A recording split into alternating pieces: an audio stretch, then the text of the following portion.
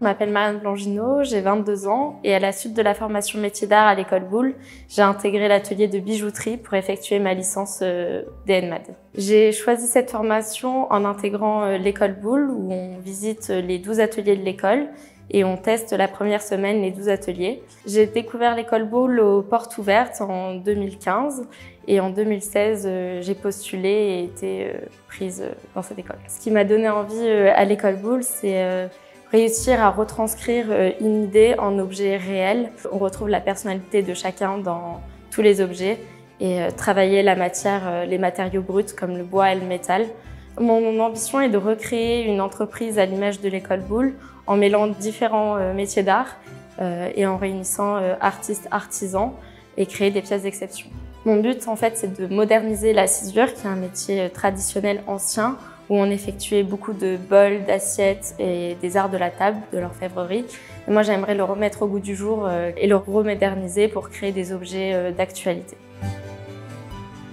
Alors, la pièce que j'ai créée se nomme Olfaction, car je me suis intéressée à la rééducation de l'odorat. Donc, c'est une sphère qui se divise en 6 quartiers. Dans chaque quartier, il y a une pierre de lave avec une huile essentielle de rééducation. Chaque quartier se détache. D'un côté, il y a l'ornementation de la plante pour essayer de faire une méditation sur l'ornement et allier les souvenirs de la plante sur l'odeur qu'on arrive à percevoir. Et de l'autre côté, il y a une gravure laser du nom de la plante pour éviter les confusions.